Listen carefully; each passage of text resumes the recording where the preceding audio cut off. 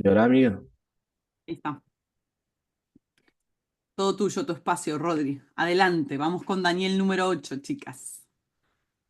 Yes. ¿Quiere orar, quiere orar, amiga? Dale, empezamos sonando. Gracias, papá, por este día. Gracias, papá, por una mañana más. Gracias que podemos ver tu misericordia, tu fidelidad. Realmente eres un papá bueno. Gracias, gracias por tanto amor, por tanta bondad derramada sobre cada uno de nosotros. Estamos admirados, asombrados. Queremos adorarte y en este espacio, Dios mío, queremos que tú, Espíritu Santo, nos empieces a hablar lo que tu palabra dice. Oro por Rodri para que su boca pueda fluir palabra con denuedo, que pueda penetrar en los corazones y que realmente esta palabra transforme nuestra mentalidad, nuestra forma de ver las cosas, nuestra forma de entender las profecías.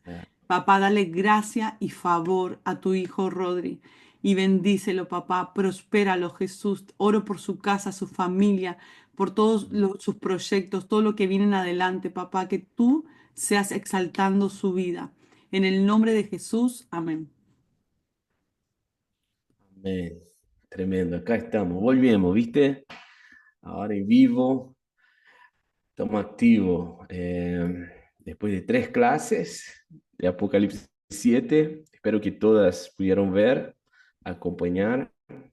Podría seguir, ¿viste? Paré en Pablo, pero es un Te escuché, te vi asunto. ahí, te vi con ganas de decir. Sí, no, es un asunto muy profundo que podemos gastar días. Hay libros y libros que hablan de la revelación del Hijo del Hombre, justamente fundamentada en Daniel 7. Lo que vamos a hacer ahora es avanzar. Vamos al capítulo 8 de Daniel. ¿Ok? Vamos a leer todo el capítulo y luego empezamos a trabajar la explicación y el entendimiento acerca de la visión que Daniel tuvo. Déjame ver dónde está mi Biblia. ¿Querés que lo lea? Puede ser, amigo. ¿Qué versión querés? La que quieras. NT, Yo acá estoy con una nueva versión internacional. NBI. Voy a leer la NBI entonces. Visión del carnero y del macho cabrío. En el tercer año del reinado de Belsasar, yo, Daniel, tuve una visión después de la que ya había tenido. En ella me veía en la ciudad de Susa, en la provincia de Elam, junto al río Ulai. Me fijé y vi ante mí un carnero con sus 2 cuernos. Estaba junto al río y tenía cuernos largos. Uno de ellos era más largo y le había salido después. Me quedé observando cómo el carnero atacaba hacia el oeste, hacia el norte y hacia el sur. Ningún animal podía hacerle frente, ni había tampoco quien pudiera liberarse de su poder. El carnero hacía lo que quería y cada vez cobraba más fuerza. Mientras reflexionaba yo al respecto, de pronto surgió del este un macho cabrío que tenía un cuerno enorme entre los ojos. Cruzó toda la tierra sin tocar siquiera el suelo. Luego se lanzó contra el carnero de los 2 cuernos que yo había visto de pie junto al río y lo atacó furiosamente. Yo vi cómo se acercó enfurecido, lo golpeó y lo rompió los 2 cuernos. El carnero no pudo hacerle frente, pues el macho cabrío lo derribó y lo pisoteó. Nadie pudo librar al carnero del poder del macho cabrío. El macho cabrío cobró gran fuerza, pero en el momento de su mayor grandeza se le rompió el gran cuerno. En su lugar brotaron 4 grandes cuernos que se alzaron contra los 4 vientos del cielo. Uno de ellos salió entre otro cuerno, pequeño al principio, que extendía su poder hacia el sur, hacia el este y hacia la tierra hermosa. Creció hasta alcanzar el ejército de los cielos e hizo caer a tierra alguno de los ejércitos de las estrellas y los pisoteó. Y creció hasta pretender ser tan grande como el comandante del ejército del Señor. Por su causa se eliminó el sacrificio diario y se derribó el santuario. Por la rebelión le fueron entregados el ejército y el sacrificio diario. Derribó la verdad, hizo cuanto quiso y en todo tuvo éxito. Escuché entonces uno de los santos que hablaba y otro que preguntaba, ¿cuánto tiempo va a tardar lo anunciado en esta visión? El sacrificio diario, la rebeldía desoladora, la entrega del santuario y la humillación del ejército. Y aquel santo me dijo, va a tardar 2300 tardes y mañanas. Después de eso, se purificará el santuario. ¿Leo el significado? Sí, y ahora empieza como la interpretación a partir del versículo 15. Puede leer, amigo, por favor. Mientras yo, Daniel, contemplaba la visión y trataba de entenderla, de repente apareció ante mí alguien de apariencia humana. Escuché entonces una voz desde el río Ulai, gritaba, Gabriel, dile a este hombre lo que significa la visión. Cuando él se acercó al lugar donde estaba, me aterroricé y caí rostro en tierra. Me dijo, Hijo de hombre, entiende que la visión se refiere al tiempo del fin. Mientras me hablaba, yo estaba aturdido, con el rostro en tierra. Entonces me tocó y me puso de pie, y me dijo, voy a darte a conocer lo que sucederá después cuando llegue a su fin el tiempo de la ira de Dios, porque el fin llegará en el momento señalado. El carnero de 2 cuernos que has visto simboliza a los reyes de Media y de Persia. El macho cabrío es el rey de Grecia y el cuerno grande que tiene entre los ojos es el primer rey. Los 4 cuernos que salieron en el lugar del que fue hecho pedazos simbolizan a los 4 reinos que surgirán de esa nación, pero que no tendrán el mismo poder. Hacia el final de esos reinos, cuando la rebelión de los impíos llegue al colmo, surgirá un rey de aspecto feroz, maestro de la intriga, que llegará a tener mucho poder, pero no por sí mismo. Ese rey causará impresionantes destrozos y saldrá airoso en todo lo que emprenda. Destruirá a los poderosos y al pueblo santo. Con su astucia propagará el engaño, creyéndose un ser superior. Destruirá mucha gente que creía estar segura y se enfrentará al príncipe de los príncipes, pero será destruido sin intervención humana. La visión de las tardes y mañanas que se te ha dado a conocer es verdadera, pero manténla en secreto, pues para eso falta mucho tiempo. Yo, Daniel, quedé exhausto y estuve enfermo durante varios días. Luego me levanté para seguir atendiendo los asuntos del reino, pero la visión me dejó pasmado, pues no lograba comprenderla. Yes. Bueno, ahora arrancamos con esta Impresionante. visión increíble, ¿eh? Eh, Algo interesante que necesitamos pensar ya en esta visión es que la aparición del ángel Gabriel en las escrituras sucede en pocas veces, ¿viste? No es algo que todo el tiempo está sucediendo. Entonces, eso es algo que necesitamos prestar atención. Aparece 4 veces nomás. Y una de esas veces, de esas menciones, está justamente en ese capítulo de Daniel.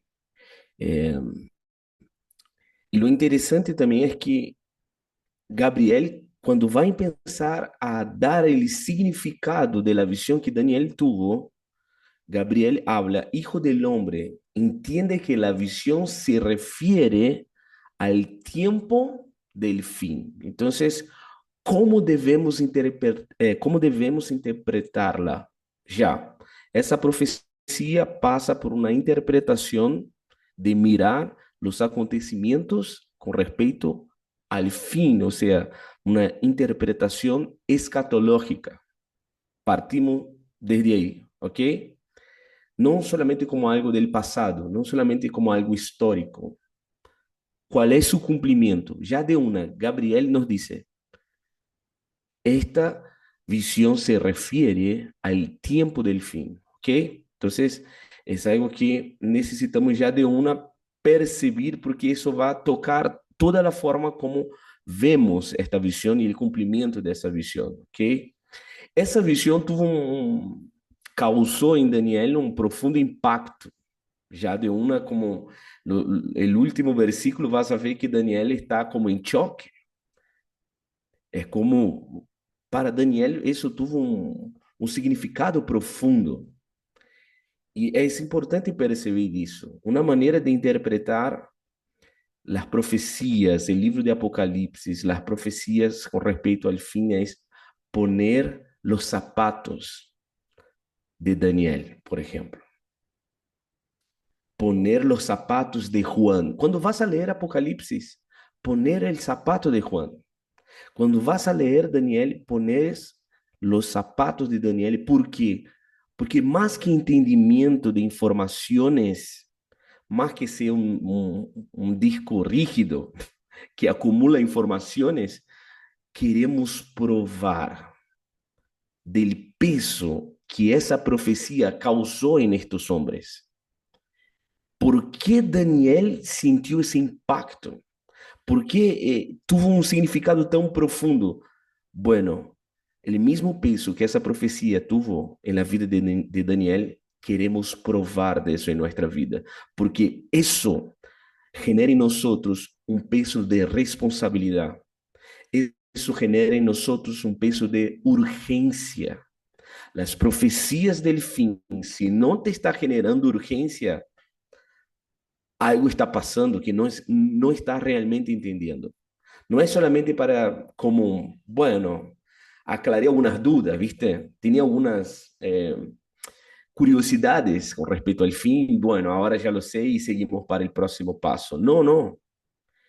Eso debe generar en nosotros un tipo de urgencia, porque cuando sabes lo que está por venir, cuando sabes lo que va a suceder, tu postura ahora no es como, bueno, ¿qué voy a hacer? No, es cómo eso consume mi interior. Hay un celo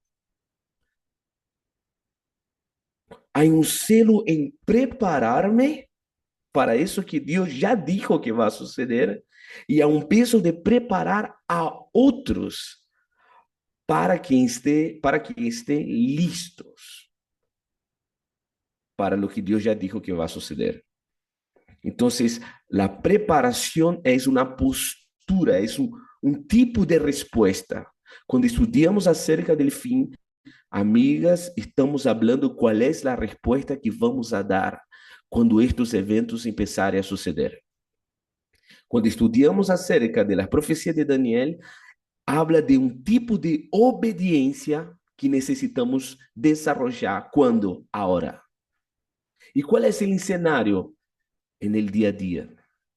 Mientras estás haciendo las mismas cosas todos los días, mientras estás cambiando los pañales de tus hijos, mientras estás preparando, cultivando en tu casa una cultura donde la presencia del Señor se siente a gusto, ¿viste? Mientras estás trabajando, cuidando de cosas de tu laburo, lidiando con personas, con clientes, con jefes que son injustos. Este es el escenario que Dios nos prepara para el fin. Entonces, el día común ya no es tan común. Las profecías moldean nuestra vida al punto que vemos la belleza de Cristo en cosas comunes y corrientes. Entonces, por eso es muy importante poner las sandalias, poner los zapatos de Daniel, para que podamos provar, para que podamos, de alguna manera, ter um vislumbre. Imagínate ver lo que Daniel vio. Imagínate ter um vislumbre del Hijo del Hombre. ¿Vos pensar que eso no va a tocar en tu vida de oración? Tu devoción va a seguir igual. Tu vida en servir a tus hermanos, la manera que servís a tus hijos, el tipo de educación que vas a dar a tus hijos, la manera que administras los recursos, el dinero, tu tiempo es afectado. Entonces, amiga, ya de una, estamos hablando de algo práctico.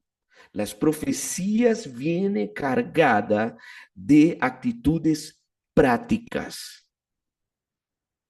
Poner siempre los zapatos de Daniel, ¿ok?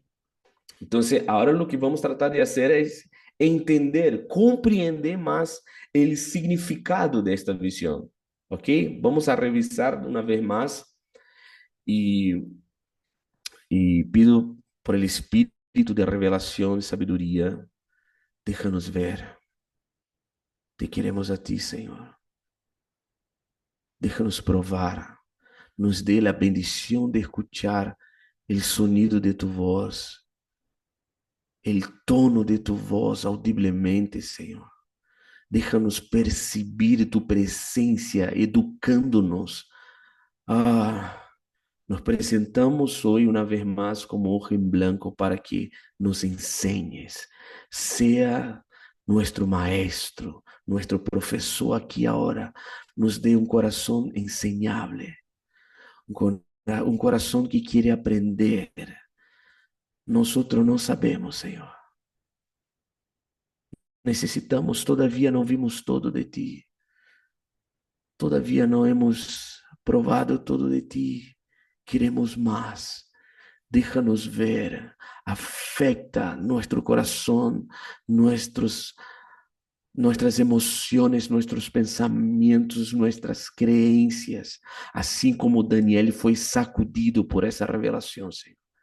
En el nombre de Yeshua. Amén. Amén, amigas. Vamos con todo. Prestar el cinturón, poner el celular en modo avión, ¿viste? Bueno, vamos a volar. Entonces, lo primero que Daniel vio ya en esta visión fue un carnero, ¿ok? Entonces, ese fue el primer personaje que aparece en la visión de Daniel. Y ese carnero podemos ver con algunas características muy puntuales que tiene todo que ver con lo que ya estudiamos en Apocalipsis 7. ¿Qué hay en ese carnero? Podemos ver que hay cuernos. Bueno, es un carnero. Tiene cuernos largos, ok. Pero dice que uno de ellos era más largo que el otro. Poner atención a esas características. Los detalles acá no son irrelevantes, ¿eh? Prestar atención en los detalles, porque en los detalles es justamente donde vemos el desarrollo de lo que Dios está hablando a Daniel en todas las visiones que tiene. Entonces, tiene cuernos y uno de ellos es más largo que el otro. Y bueno, y voy a decir, Rodri, ¿qué tiene que ver eso? Entonces, aquí, amigas, podemos ver algo muy interesante porque son características parecidas al del oso en el capítulo 7. ¿Se acuerdan que un lado del oso era más fuerte que el otro y andaba como rengo? ¿Rengo se dice esa expresión? ¿Rengo? ¿Sí o no? ¿Cómo se habla esa expresión cuando vos andás? Ojo, Como él dice que el oso andaba como un lado más sí. fuerte que el otro. ¿Es rengo? Bueno, entonces acá podemos ver ese aspecto. Entonces, ese carnero llama la atención de Daniel. Tienen cuernos, uno más grande que el otro. ¿Ok? Y este carnero está atacando de una manera feroz, o sea, ataca con violencia el oeste hacia el norte y hacia el sur, o sea, está atacando varias regiones del mundo, ¿ok? Y dice que ningún animal podía hacerle frente, ni había tampoco quien pudiera librarse de su poder, o sea, imponía, ¿viste? Y dice también que el carnero hacía lo que quería y cada vez cobraba más fuerza, o sea, su violencia, su fuerza crecía. Hay un progreso en su fuerza, ¿viste? Entonces, ¿quién es ese carnero? Y gloria a Dios que la Biblia se autointerpreta. Eso es increíble. Gracias a Dios la Biblia interpreta la propia Biblia. Entonces, lo que tenemos que hacer no es sacar ya eh, opiniones. No, no, lo que necesitamos hacer es seguir leyendo. un tips para interpretación de profecías. Leerla toda. Que no pares donde está en duda. Leerla y si no encontrás la interpretación, seguí leyendo los próximos capítulos, porque es muy probable que la interpretación va a estar en los otros capítulos, o si no, va a estar en la propia narrativa bíblica. Eso es importante como un fundamento básico de la interpretación. La Biblia se autointerpreta, ¿ok? Entonces, cuando miramos el versículo 20, vamos a entender, porque Gabriel ahora explica quién es este carnero, cuál es la representación de ese carnero. Entonces, entiendan, estamos acá lidiando con una visión, ¿ok? Entonces, Dios está hablando con Daniel, comunicando con Daniel, y hay un ángel que está mediando, o sea, que está explicando lo que Dios está mostrando a Daniel. Eso es muy clásico de una lectura o literatura apocalíptica. Es cuando Dios comunica a un mensajero en la tierra, pero ocupa de otro mensajero celestial para explicar lo que ele está querendo dizer. Como ele vai transicionar las eras, cómo él va a destruir la era y los imperios de este mundo para el imperio eterno del descendiente de David. Es eso que vamos a ver en la interpretación y la lectura apocalíptica. La lectura apocalíptica, la literatura apocalíptica es, estamos en dos eras. La Biblia dice la era actual, ¿ok? Y la era venidera. ¿Estamos? ¿Hasta aquí? ¿Todo bien? ¿Me van siguiendo? Estoy tratando de hablar despacio para que podamos seguir juntas. ¿Ok? Entonces, en el verso 20 vemos que el carnero, que tiene dos cuernos, que uno más grande que otro, simboliza, o sea, entonces encontramos aquí algo que es importante. El carnero tiene una representación, no es el cumplimiento literal, no es que en el fin de los tiempos vamos a ver carnero, ¿viste? Dando vuelta en el cielo. No, no, acá Daniel está entendiendo que este animal representa una realidad, representa un gobierno, un imperio. Y dice que el carnero de dos cuernos que has visto simboliza a los reyes de Media y de Persia.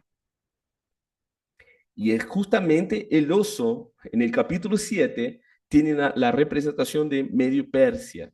¿Okay? Entonces, acá vemos la representación de estos reyes, rey de Medo y rey de Persia. ¿Ok? ¿Todo bien hasta aquí? ¿Me van siguiendo? Ok.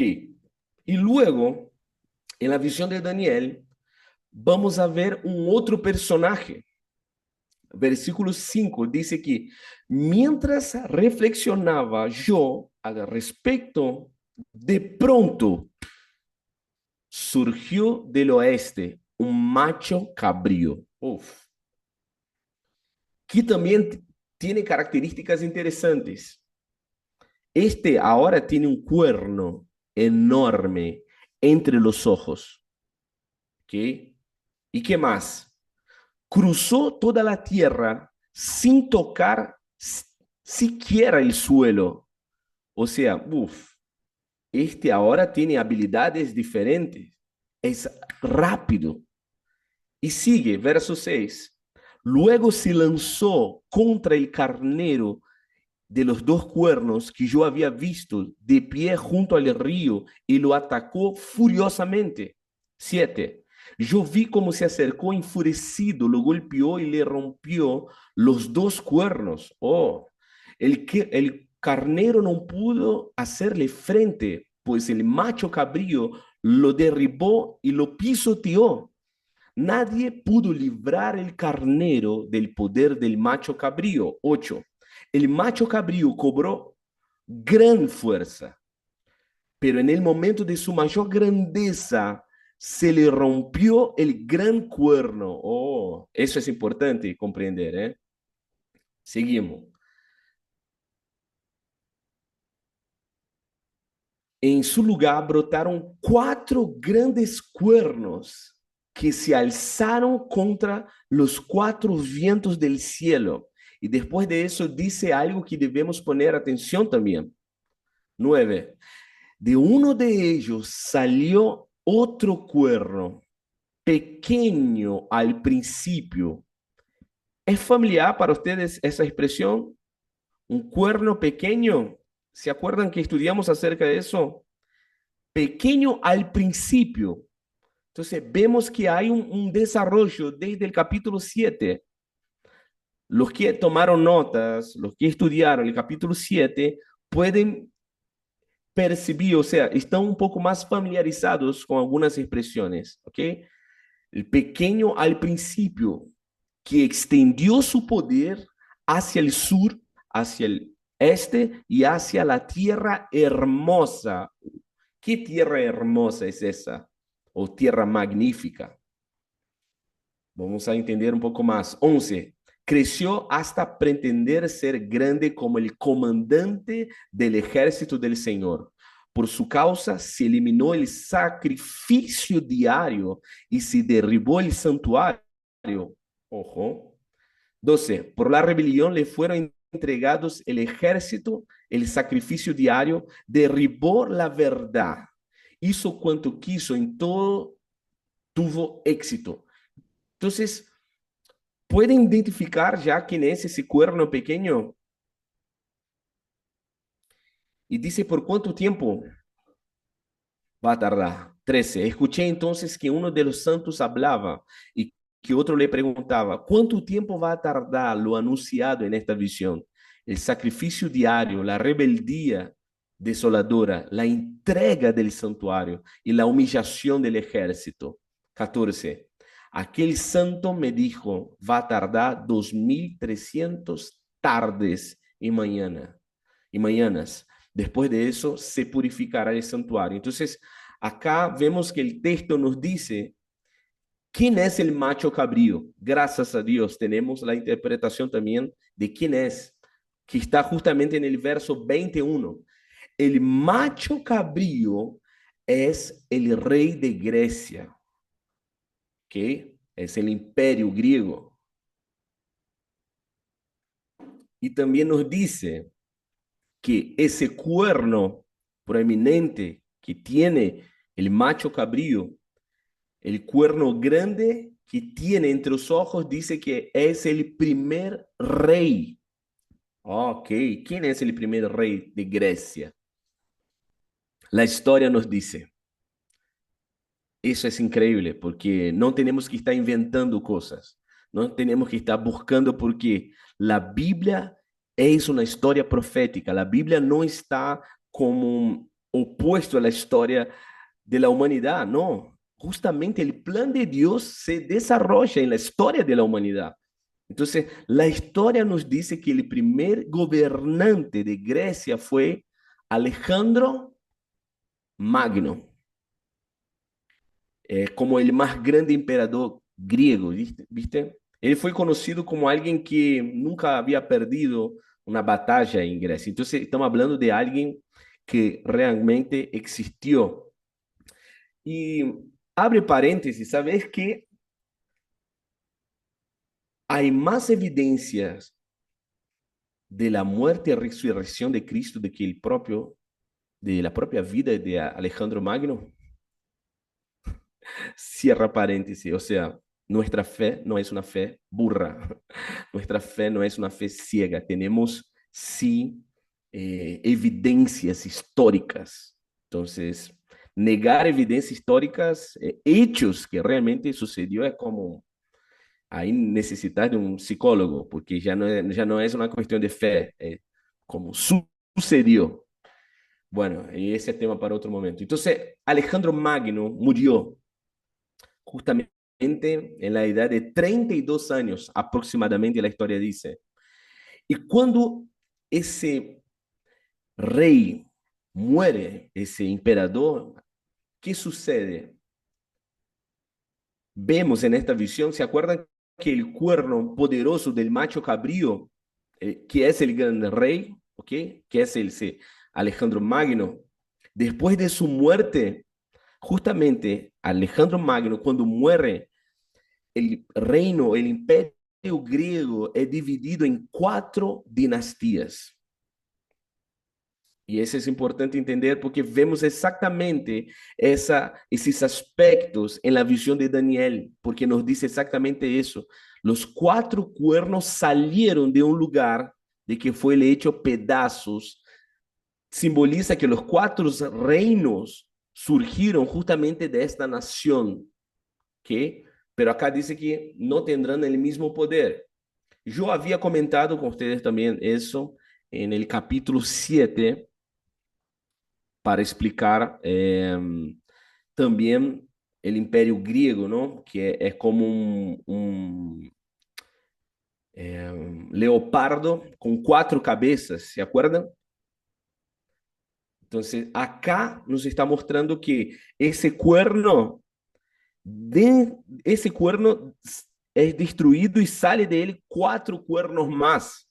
Entonces, en la historia dice que cuando Alejandro Magno muere, 4 imperios, 4 dinastías, las más conocidas son el imperio Seleucida, el imperio Ptolomaico, el imperio Casandro y el imperio Isímaco. Vamos que estamos estudiando historia también, ¿eh? Entonces, claro, hubieron otras dinastías más, pero estas fueron las principales dinastías del imperio griego, ¿ok? Cuando fue dividido, cuando Alejandro Magno muere, justamente es donde sale esas 4 dinastías. Entonces, todas las figuras que estamos viendo aquí es para llegar a una conclusión. ¿Por qué el carnero? ¿Por qué el macho cabrío? ¿Por qué los cuernos? ¿Hacia dónde eso nos lleva? La conclusión es entender cuál es el contexto que ese cuerno pequeño surge, es emergido. Todo eso para entender el imperio que va a estar actuando en la tierra cuando Yeshua aparece en los aires. ¿Cuál es la actuación de ese imperio? Porque eso va a tocar directamente al pueblo del Señor. ¿Ok? Entonces, algunos van a afirmar que eso ya se cumplió. ¿Ok? Y ahí yo quiero mostrarles algunas perspectivas distintas, porque no quiero que solamente crean en lo que yo te estoy diciendo. Quiero que vea otras perspectivas. Quiero que tenga como un criterio de percibir, bueno, eso me parece alinhado con las escrituras, eso me parece alinhado, pero quizá no se encuadra en los aspectos que realmente la profecía está diciendo. Pero quiero que eso parta de vos. Entonces, eso involucra que tengas una actitud noble, así como los hermanos de Berea. ¿Cuál es esa actitud? Es buscar en las escrituras, es escuadriñar la verdad que está contenida en las escrituras por tu propia cuenta. ¿Qué significa? Ensuciar las manos. Vas a aprender muchas cosas en cada clase que estudias, en cada clase que escuchas, pero no se compara, o sea, no hay un desarrollo de lo que estás estudiando si no ensuciar las manos, si no pones mano a la obra. Si solamente estás escuchando y sigue después tu vida, bueno, separé este mes para estudiar Daniel, ¿viste? Tengo que decirte, eso se va a diluir. Yo he participado de muchos grupos de estudio. Yo he estudiado con muchas personas estudiaron juntamente conmigo en las mismas clases, pero después de los años como que eso se fue perdiendo y solamente aquellos que mantuvieron el compromiso, no con una persona, no por temporadas, pero un compromiso a lo largo plazo. Si hay un consejo que quiero darte es asumir un compromiso de estudiar las profecías a lo largo plazo, no solamente por temporada. ¿Por qué? Porque si no estás estudiando a lo largo plazo, eso se va a diluir en algún momento. Porque las profecías están en un constante desdoblamiento y necesitamos constantemente estar expuesto a las escrituras. Entonces, yo no tengo como el peso de tener todas las respuestas ahora. ¿Por qué? Porque yo sé que estoy en un compromiso de un estudio a lo largo plazo. Y mientras más estudio, mientras más me dedico a estudiar las escrituras, voy a teniendo más claridad, perdón. Y la luz como que se va aumentando y voy entendiendo, comprendiendo el desarrollo y sus aspectos del cumplimiento de las profecías. ¿Ok? Entonces, es importante que ensucie tus manos, que busque por tu propia cuenta, que puedas abrir libros, abrir las escrituras, buscar referencias en el Antiguo Testamento, en los libros poéticos, en los libros proféticos, en el Nuevo Testamento, en Apocalipsis, porque es una misma historia. ¿Ok? ¿Todo bien hasta aquí? Ok, entonces la primera perspectiva es una perspectiva que llamamos perspectiva histórica o perspectiva preterista. Bueno, preterista ya te das cuenta hacia dónde eh, eso afecta, ¿no? ¿Cuál es su propuesta? Cuando hablamos del preterismo, estamos hablando del pasado. Entonces, muchos, cuando leen profecías como la de Daniel, ellos no están esperando o cumprimento futuro. Em seu coração não está como, Senhor, cumpla o que Daniel viu. Não, para eles é bueno, isso já se cumpriu. E várias outras profecias, como Mateus 24, como Apocalipse. Então, quando tenés uma perspectiva preterista, há coisas que não estás esperando, ou seja, casi la totalidad de la profecía. No estás esperando cumplimiento futuro, ¿ok? ¿Cuál es el método que estamos ocupando aquí? Es un método futurista moderado. Es importante eso. ¿Por qué moderado, Rodri? Porque hay eventos que ya se cumplieron en la historia, como vimos recién. Yo no estoy esperando que de nuevo pueda emergir el imperio medo-persa. Yo no estoy esperando que pueda emergir de nuevo el imperio griego. Yo no estoy esperando que aparezca Alejandro Magno nuevamente. ¿Por qué? Porque eso ya sucedió. Pero lo que sí estoy esperando es el imperio que sale de ese territorio, que sale de esa geopolítica. Lo que sí estamos esperando del cumplimiento futuro con respecto al fin, como dice Gabriel, los eventos con respecto al fin de los tiempos. Ahí sí tenemos nuestra atención, estamos atentos, estamos velando y orando y discerniendo los tiempos y las estaciones. ¿Ok? ¿Todo bien hasta aquí? Entonces, essa perspectiva histórica vai dizer que este pequeno cuerno foi um tipo chamado Antíoco Epifânio, ou Epifânio, não sei como seria em espanhol, que é um imperador que saiu justamente dessa dinastia Seleucida, ¿ok? Este tipo realmente tem coisas muito semelhantes, aspectos muito semelhantes a lo que estamos viendo en el capítulo 8 de Daniel acerca del cuerno pequeño. ¿Okay? Entonces, esa es una perspectiva preterista. una perspectiva más histórica. Entonces, ellos van a encajar ahí justamente ese tipo. Antíoco Epifânio, que foi um imperador grego, ok? Esse imperador griego, Antíoco Epifânio, foi hijo de um imperador também, Seleucida. Então, ele assumiu o império de seu papá, ok? E se su gobierno, quando ele estava no governo, nesse império, ele invadiu a cidade de Jerusalém. Antíoco Epifânio aparece justamente en el período interbíblico. ¿Sabes cuál es ese período interbíblico? Es estos 400 años entre Malaquías y Mateo.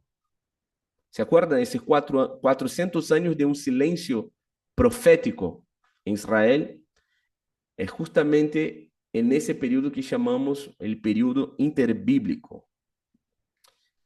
Y yo quiero leer con ustedes un libro apócrifo solamente para entender la cuestión del contexto histórico. Muchos libros apócrifos fueron escritos en ese periodo interbíblico. Entonces, no estoy ocupando nada más como una fuente histórica, ¿ok? Nada más. Justamente en la Biblia católica, en 2 Macabeos 5, habla de ese tipo. Mira lo que dice. Quando o rei se enterou de lo ocorrido, chegou à conclusão de que Judea tramava sua independência. Então volvió de Egipto, enfurecido como uma fiera, tomou a cidade por las armas e mandou a los soldados que hirieran sin compasión a todos los que cayeron en sus manos y degollaron a los que intentaron refugiarse en las casas. Fue una verdadera matanza de jóvenes y ancianos, un masacre de muchachos, mujeres y niños, una carnicería de muchachos y niños de pecho. En solo 3 días hubo 80,000 víctimas. 40,000 fueron muertos y otros tantos vendidos como esclavos. Entonces, acá nos da la descripción de la crueldad de ese tipo, de Antíoco Epifânio, cuando invadió Jerusalén. Entonces, estos eventos que recién leí fueron un gran motivo, lo que culminó justamente en esa revuelta o la revolución de los macabeos, ¿okay? Que aparece en ese periodo interbíblico. Ahora, ¿qué más hizo Antíoco Epifânio? ¿Por qué la gente lo considera mucho como ese cuerno pequeño? Y es importante que entiendas. Primero, Antíoco Epifânio prohibió el judaísmo.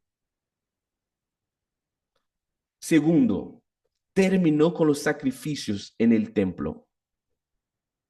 Tercero, llegó a sacrificar un cerdo en el altar del templo, amigas. Estamos hablando de un nivel de abominación y sacrilegio en el templo de Israel zarpada. Es un tipo de profanación en el templo.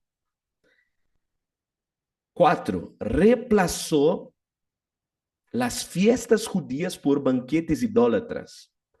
Obligaba a los judíos a adoraren al dios griego Baco. ¿Y cómo era la forma que ellos cultuaban a este dios? Con orgías. Entonces imagínate, reemplazó las fiestas judías, fiesta de la Pascua, tabernáculo, trompetas, o sea, Pentecostés, todas esas fiestas que fue establecida por el propio Señor para que Israel pudiera celebrar. Este tipo reemplaza todas esas fiestas para un dios griego, donde se cultúa con orgía. Es el dios del vino, es el dios del placer. ¿Ok? ¿Qué hizo más? Prohibió la circuncisión de los judíos.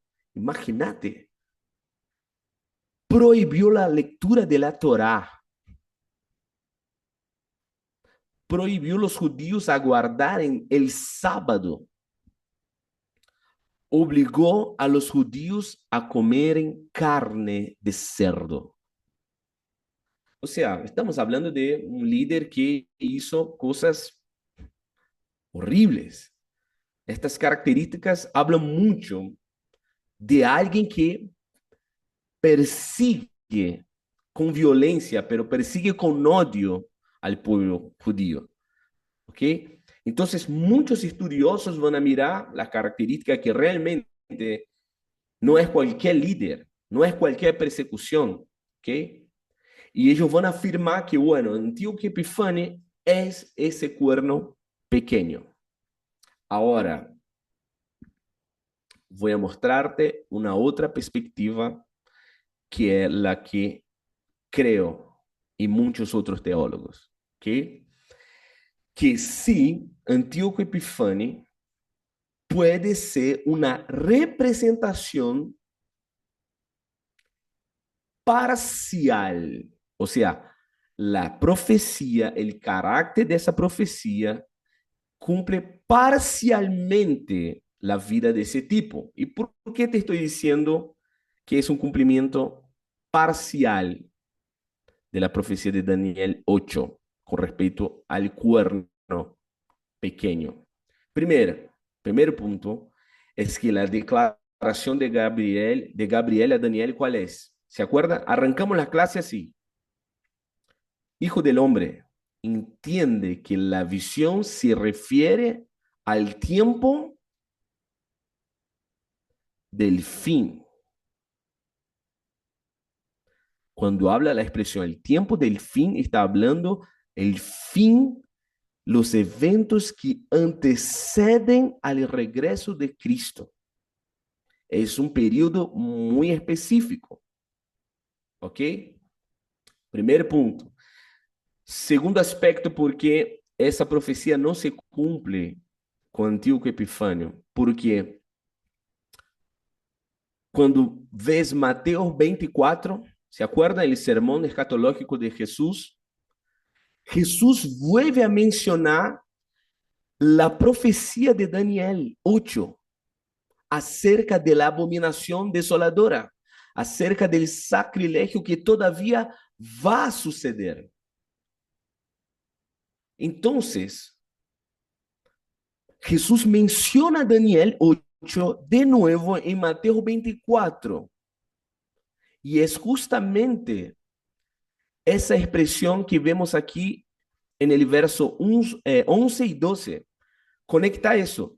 Lee Mateo 24 y después vuelve a Daniel 8, 11 y 12. Pero eso vas a hacer como tarea. Yo voy a leer capítulo 11, versículo 11 y 12, que dice, y creció hasta pretender ser tan grande como el comandante del ejército del Señor. Por su causa se eliminó el sacrificio diario y se derribó el santuario. Por la rebelión le fueron entregados el ejército, el sacrificio diario, una vez más, derribó la verdad y hizo cuanto quiso, en todo tuvo éxito. Entonces pensamos juntos. Si Jesús afirma que este evento todavía va a suceder, significa que eso no se cumplió en su totalidad en la vida de Antíoco Epifânio. Porque cuando en ese período interbíblico ya era pasado en el tiempo de Jesús. Ya había pasado más de 400 años. Entonces, no se cumplió. Es una profecía que Jesús menciona como algo que debe suceder. ¿Ok? ¿Todo bien hasta aquí? Entonces, lo que sí podemos afirmar es que Antíoco Epifânio fue un prototipo muy fuerte de lo que todavía va a cumplirse, se va a cumplir en el fin de los tiempos. Entonces, ¿quién es este cuerno pequeño?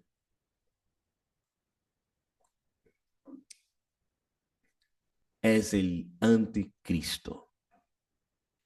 ¿Ok? E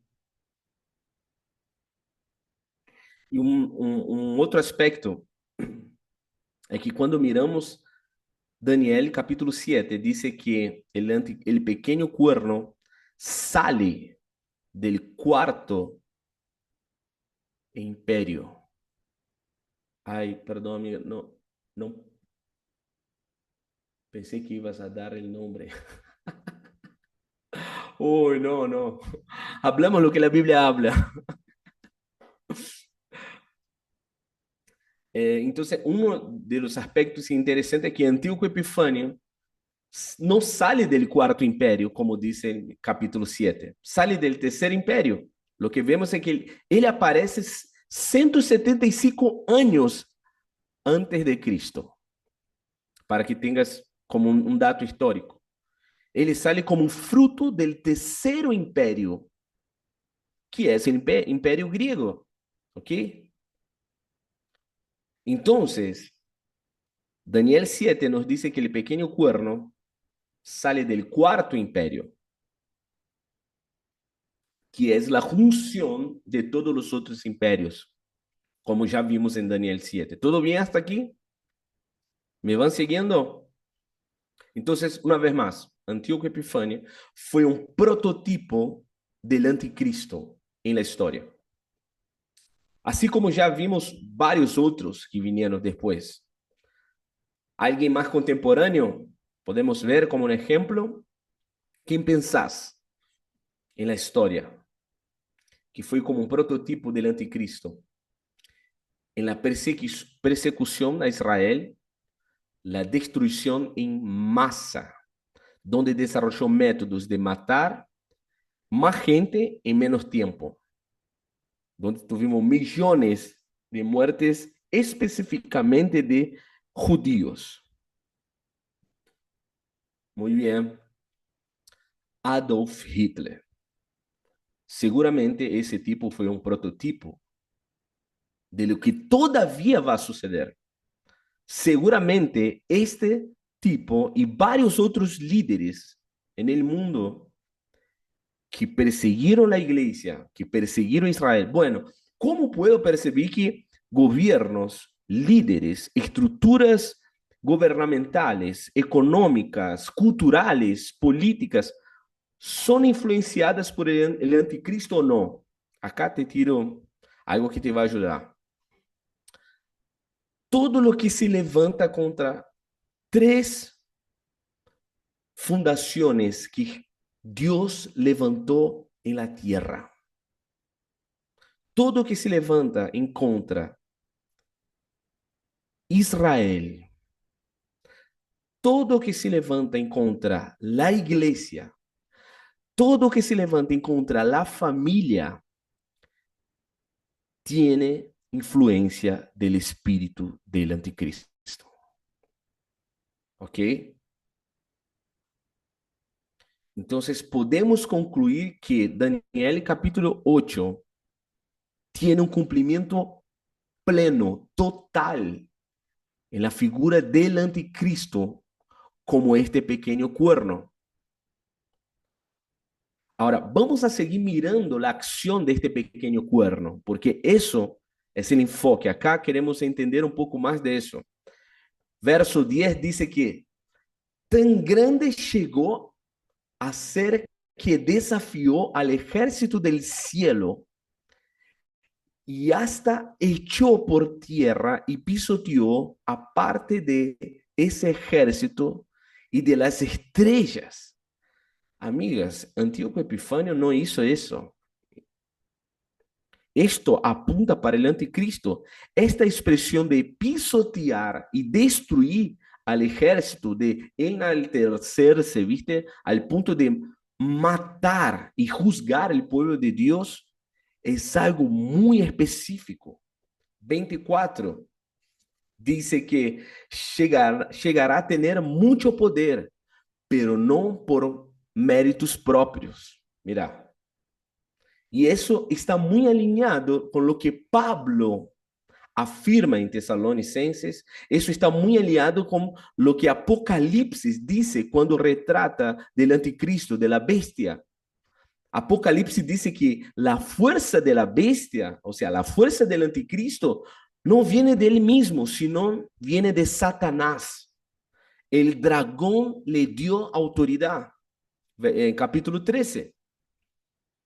Pablo afirma que la venida de este inicuo, como él llama, viene por medio de Satanás. Entonces, ¿de dónde sacó eso? ¿De dónde sacó Pablo para hablar de ese inicuo? ¿De dónde Juan tuvo la referencia para comprender que el dragón le dio autoridad a la bestia? Daniel. Ellos leían Daniel. Mateo 24, el propio Cristo, imagínate, el Dios encarnado habla, menciona a Daniel en su profecía. Él dice, quien lee Daniel entiende. ¿Y cuál es la parte de esa profecía que el propio Jesús está diciendo en Mateo 24? Es justamente ese capítulo que estamos leyendo, el capítulo 8. Entonces, aquí, en su corazón, el anticristo promueve, quiere engrandecerse.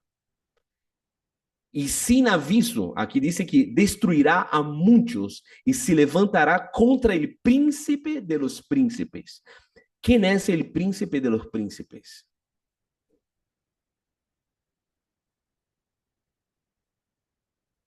¿Quién es? El príncipe de paz. Intentará levantarse contra Yeshua, contra Cristo. O sea, la soberbia, el orgullo es tan grande que él se va a engrandecer en su corazón, como dice, y se levantará contra el príncipe de los príncipes. Se va a levantar en contra Cristo y contra su cuerpo. Es importante comprender eso. Tocar en Cristo habla también de tocar en el cuerpo, la novia de Cristo. No hay separación. Tocar en el pueblo de Cristo es un asunto personal para Cristo. ¿Se acuerdan cómo se reveló a Pablo en el camino de Damasco? Pablo, ¿por qué me persigues a mí? No, Señor, yo estoy persiguiendo a estos locos. No, si los estás persiguiendo, me estás persiguiendo. Estás persiguiendo a mí. Es como, es muy interesante cuando la gente dice, no, yo no tengo problema con Dios, mi problema es la iglesia, ¿viste? Si tenés problema con mi esposa, tenés serio problema conmigo, porque es inseparable. Grande es ese misterio, dice Pablo. Cristo y la iglesia son uno. Mirar la hermosura de Cristo es también mirar la hermosura de quién es Él en la iglesia. La iglesia gloriosa refleja a Cristo. Cristo será admirado cuando las naciones miran la iglesia, porque Él preparó para sí mismo una iglesia gloriosa, una idónea, alguien parecido. Apocalipsis dice que ella tiene las características muy similares, la voz de las multitudes de la iglesia, también un sonido de muchas aguas. O sea, wow, la iglesia en su voz está tan parecida con Cristo en su carácter, está tan parecida con Cristo en su corazón, creció tanto, maduró tanto, que tiene las mismas características de Cristo. Y perseguir la iglesia es perseguir el príncipe de los príncipes. ¿Están conmigo? Mira lo que Pablo dice en 2 Tesalonicenses 2, 3, 4. Nadie os engañe. Bueno, ¿por qué estamos estudiando? ¿Por qué es importante mirar las profecías que hablan con respecto al anticristo? De una, eso no es el fundamento de nuestra fe, perdón. No somos personas que estamos, bueno, encantados con el anticristo, para nada. Queremos Yeshua, queremos que Cristo vuelva. Pero Pablo dice que Cristo no va a aparecer sin antes venga. Ahora vamos a leer. Nadie os engañe en ninguna manera. Este es el corazón. ¿Por qué estudiamos? ¿Por qué este asunto no es un asunto irrelevante tampoco? Primero, porque las escrituras dicen. Segundo, Jesús habló de eso. Tercero, Pablo tenía tantas cosas para hablar a las iglesias y dedicó parte de su carta a hablar de este tipo, para hablar de ese personaje que va a aparecer en el fin de los tiempos. Bueno, ¿y cuál es la intención? Acá Pablo dice, para que nadie os engañe en ninguna manera. Hablar, entender con respecto al fin, entender con respecto a la aparición del anticristo en su imperio, habla de una sobriedad, habla de una iglesia que entiende y por eso no será engañada. Estamos, amigas, el evento del fin, la aparición del anticristo, es el máster, estamos hablando del máster del engaño. Es el tipo que va a llegar a un nivel que esa tierra todavía no vio de lo que produce el engaño en las naciones. Entonces Pablo está diciendo, para que nadie os engañe en ninguna manera, porque no vendrá, está hablando, Cristo no va a venir, no vamos a ver la aparición de Yeshua en el cielo sin que antes venga la apostasía, o sea, el engaño, y se manifieste el hombre del pecado, el hombre de pecado, el hijo de perdición, el cual se opone y se levanta contra todo lo que llama a Dios. ¿Se acuerdan que él se va en su corazón se levantar en contra del príncipe de los príncipes? Ele se opõe e se levanta a todo que se chama Deus ou é objeto de culto, tanto que se sienta en el templo de Dios como Dios, haciéndose pasar por Dios. Entonces, Pablo está justamente haciendo referencia a lo que Daniel 8 ya nos está diciendo.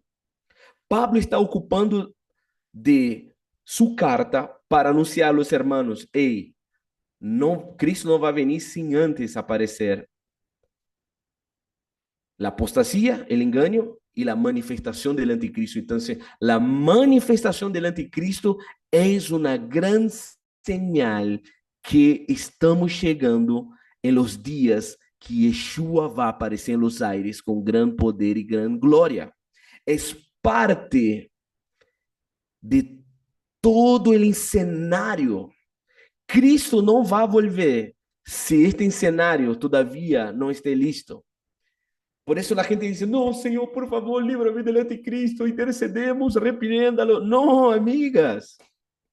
¿Por qué es importante ese tipo se manifestar? Porque es el escenario donde Cristo será glorificado. Así como Faraón fue un instrumento para la gloria de Dios delante del mundo, el anticristo será un instrumento para que Cristo sea glorificado en sus santos también. Entonces, Pablo acá está ocupando del libro de Daniel, capítulo 8. No fue un asunto nuevo, ¿viste?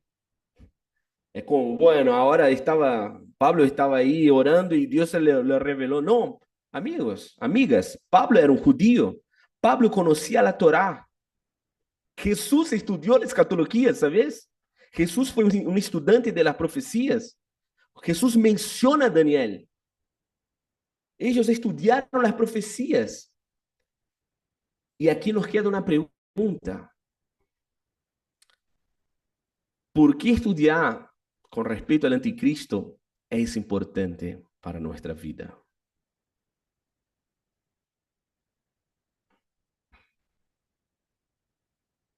A lo largo de las escrituras vemos la revelación de Cristo, el Mesías, desde Génesis 3:15, ¿se acuerdan? El prototipo o el protoevangelio, el descendiente que aplasta Satanás, pero en este mismo pasaje dice que habrá una enemistad de la semilla del descendiente de la mujer y la de Satanás. Vemos la narrativa bíblica, un desarrollo de quién es este Mesías, de dónde sale, de cuál nación, en qué territorio, qué idioma habla, de qué cultura hace parte. Y vemos que Israel fue embarazada como nación a dar la luz en la promesa de aquel que va a redimir todas las cosas. ¿Qué? Pero la narrativa bíblica también habla de aquel que va a detener o a oponerse en contra el descendiente y el pueblo del descendiente. La narrativa bíblica nos muestra la importancia de este asunto. No es un asunto irrelevante, no es como una figura cualquiera, ¿viste?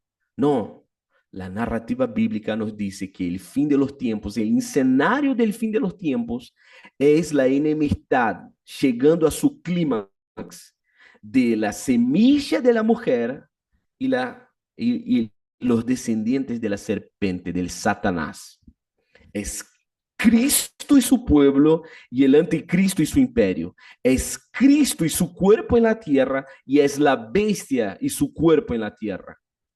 Es un movimiento profético en los últimos tiempos alcanzando su nivel y el falso profeta como un diseño corrompido del profético.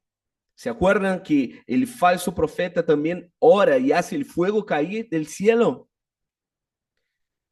¿Quién te hace acordar de eso? ¿Quién fue el tipo que oró y Dios respondió con fuego para mostrar quién era el verdadero Dios a Israel? Elías. Malaquías nos dice que antes del gran día es necesario que Elías aparezca de nuevo. Es necesario que el espíritu profético que estaba sobre Elías toque la tierra de nuevo. Entonces, acá estamos hablando de contrastes. El fin de los tiempos, los escenarios que vamos a ver, el escenario del fin de los tiempos son los contrastes de Cristo, de la verdadera Trinidad, Padre, Hijo y el Espíritu Santo, y de la falsa Trinidad, Satanás, el dragón, la bestia, el anticristo, y la otra bestia, el falso profeta. Tenemos Padre, el antipadre, Cristo, el anticristo, Espíritu y el antiespíritu, el falso profeta. Tenemos una novia gloriosa y tenemos una gran ramera. Tenemos adoradores del Señor que van a levantar un cántico en la tierra. Isaías 42 dice que en el gran día habrá un nuevo cántico en las naciones. Cuando Jesús regrese, las naciones van a estar levantando un nuevo cántico. Pero la Biblia también dice que habrá adoradores de la falsa bestia, de la bestia, que van a tener su marca. Apocalipsis 7 dice que Dios también tiene aquellos que son marcados, sellados por Él. Entonces, pueden percibir el contraste. ¿Por qué es importante leer? ¿Por qué es importante estudiar eso? Porque eso nos habla del contraste que vamos a vivir. Nuestros hijos van a vivir en un contexto de contraste. La generación más corrupta, la generación más depravada no es la nuestra todavía, amigas. Cuando vos pensás que, bueno, hey, llegamos al techo, no es posible. Eso que estamos viendo aquí, no. La generación que va a vivir el clímax del pecado, de la perversidad, de la injusticia y depravación, es la generación del fin. Pero también es la generación que más va a brillar, que más va a vivir el gran y último avivamiento en el fin de los tiempos también. ¿Por qué es importante comprender eso? Porque necesitamos entender el contraste de lo que no es. Y eso necesita pastorear nuestra vida ahora. Eso habla de un tipo de preparación una vez más, ¿ok? Estudio acerca del anticristo nos convoca a cimentar nuestra fe, a un tipo de obediencia, a un tipo de evangelio que no está fundamentado en lo que yo quiero, en lo que... No, a mí me parece que el evangelio es eso. No, yo no quiero saber lo que a ti te parece del evangelio. Yo quiero saber qué lo crees que es el evangelio a partir de las escrituras. ¿Qué tipo de evangelio estamos hablando? ¿Qué tipo de evangelio creemos? Eso es importante. Porque cuando hablamos del anticristo, cuando hablamos de su movimentación, muchos van a ser engañados. ¿Por quê? Porque passaram toda uma vida participando de reuniones domingo a domingo, muitos anos, pero nunca foram à igreja de verdade, nunca abraçaram o evangelho de verdade, abraçaram uma cultura que tem um linguagem de evangelho, escuchavam canções, hablavam coisas, pero em realidade nunca nasceram de novo.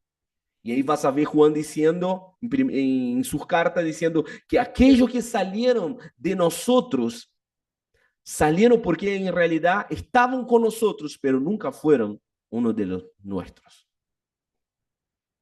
Cuando en el fin de los tiempos va a decir, wow, ¿cómo puede ser? Ese tipo era increíble, tenía un ministerio poderoso. ¿Cómo que puede ser que cayó? ¿Cómo que puede ser que abrazó el liderazgo del anticristo? Es que en realidad él hacía cosas, pero nunca tuvo su corazón transformado por el evangelio. Eso necesita tocar nuestra vida ahora y eso nos necesita bautizar nuestra casa de temor. No tiene que ver con lo que yo hago, no tiene que ver con mi servicio ministerial en el grande día. En el gran día vamos a ver Cristo rechazando y diciendo, malditos de mi Padre, yo no lo conozco. ¿Cómo puede ser? Profetizamos, dimos clases, escribimos libros, llenamos estadios. No lo conozco. No tienen la misma naturaleza. No son partícipes de mi corazón. Eso define lo que es un desastre. Cuando estudiamos acerca de estos asuntos, ponderamos lo que es pérdida y lo que es ganancia. ¿Están conmigo? ¿Todo bien hasta aquí? Quiero aterrizar un poco más aún esa historia. Quiero pensar en una historia. Imagínate que sos una jovencita en el tiempo, una jovencita cristiana, ¿ok? Arrancamos bien, sos cristiana, pero estás viviendo en Alemania en 1920, ¿ok? O sea, ponele 10 años antes de todo. Y estás ahí como una jovencita cristiana, está a punto de graduarse, viste, en la universidad, proviene ya de una familia cristiana, tiene herencia, una tradición cristiana. Desde niña acompañar a tus padres a una misma iglesia, una iglesia local, creciste ahí, hiciste amistades, desarrollaste muchas amistades en este lugar, en una comunidad, asumiste responsabilidad en ese lugar, liderazgo quizá entre los jóvenes. Sos una persona muy activa, viste, en la iglesia. Ok. Hay frutos que realmente sos una persona que ama a Jesús, hay frutos visibles de quien te conoce. Estás empezando a conocer un muchacho, un jovencito, tiene planes de casarse, ¿viste? Tiene planes de construir la vida juntos y estás a punto de graduarte, estás en una nación que es la cuna de todo lo que es la sofisticación en Europa, es la cuna de la reforma protestante, que viene de una cultura luterana de aquel tiempo, de 1920 de Alemania, te estoy diciendo. Ahora imagínate que alguien en 1920 te diga, va a pasar algo en tu país, va a suceder un líder, va a suceder que un dictador, un tirano extranjero, que no es alemán, extranjero, va a asumir el gobierno de tu nación y va a provocar colapso, crisis económicas. Pronto va a implantar una brutal legislación antisemita. Va a perseguir a los judíos y a cualquier persona que esté dispuesta a defenderlo. Cualquier persona que tenga algún contacto con las raíces judías. Este líder va a ocupar de su influencia para presionar la iglesia, que era como la cuna en Europa. Ahora esa iglesia va a estar en silencio.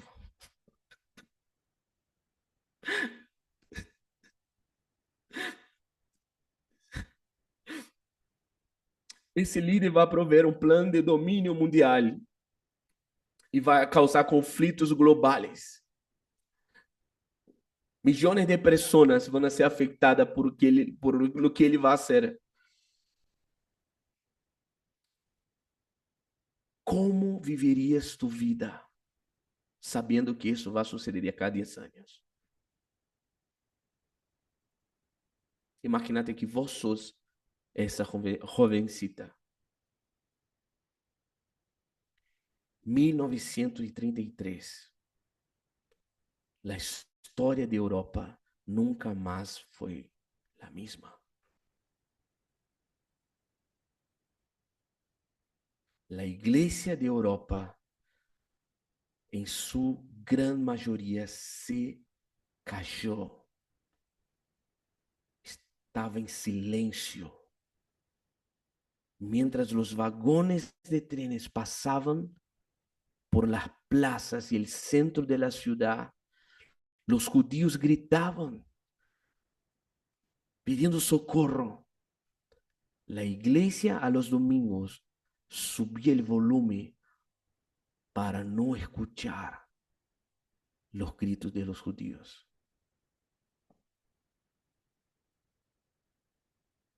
La sangre de muchos judíos estaba en las manos de la iglesia de Europa, que era masivamente cristiana, protestante o católico, pero eran cristianos. Estudiar las escrituras con respecto al fin involucra en un tipo de postura que debemos tener ahora mismo.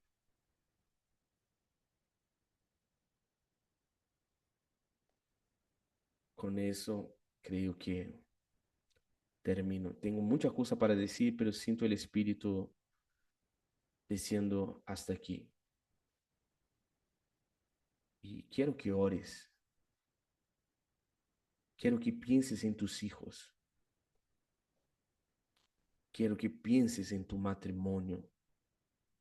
Quiero que pienses en tu vida, en tu tiempo, en tus recursos.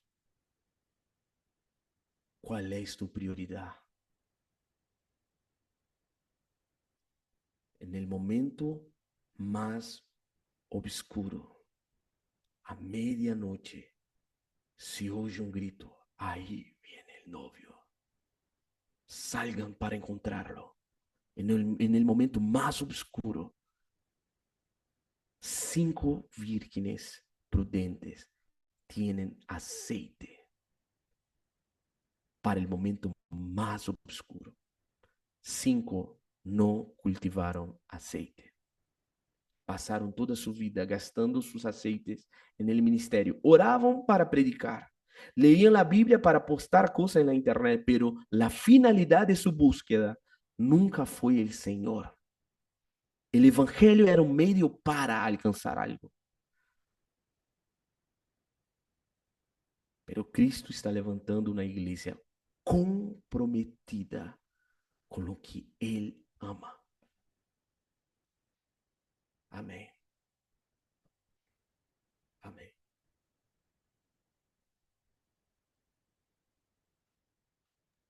Podríamos seguir escuchándote.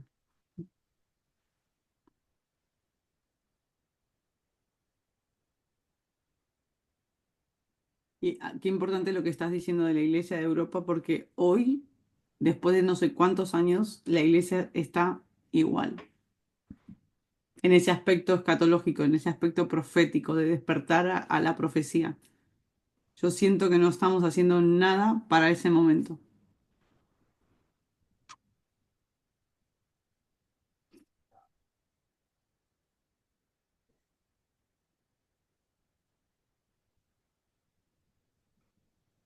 Vamos a orar. Espíritu,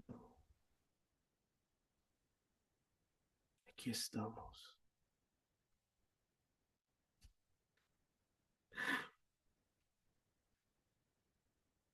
No nos deje perder tiempo, Señor. No nos deje gastar nuestra vida en lo que no vale la pena, en lo que no tiene peso de eternidad, Señor. Aviva tu obra. Yo oro por un despertar. Sacude nuestro interior. Remueve. Cambia. Ordena nuestra vida, Señor. Ordena nuestras prioridades, nuestros amores. Oh, Cristo, oh, Espíritu. Suene tus alarmas. Yo oro por un incômodo espiritual para aquellos que estão acomodados em sua vida, aquellos que estão adormecidos. Eu oro que suene a alarma do Espírito.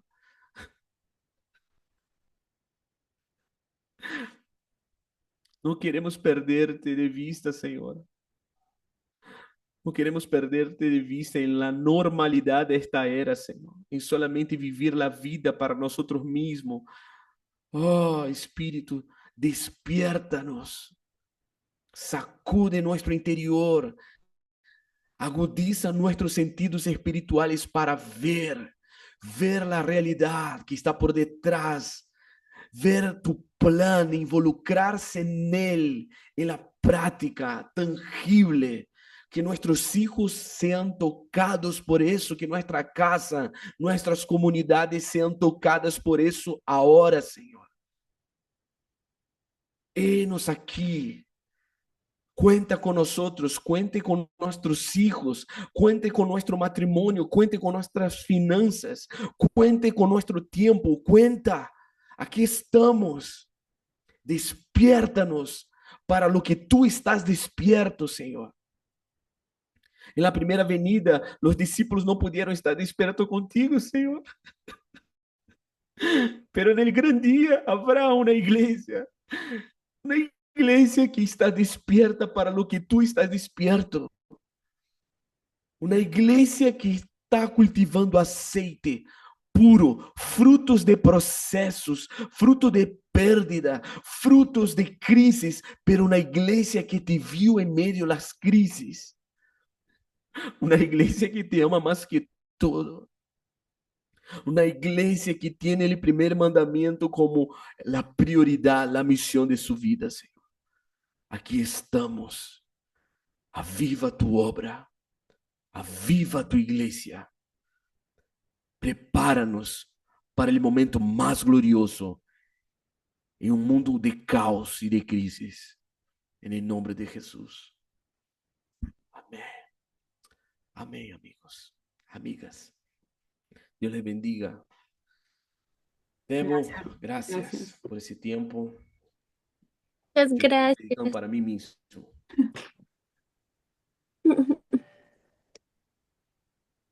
Ahí nos vemos el próximo jueves. Seguimos. preparándonos en silencio.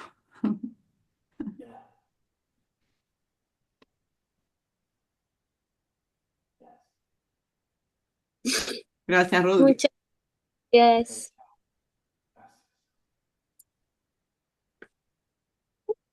Finalizo, ¿eh? Chao.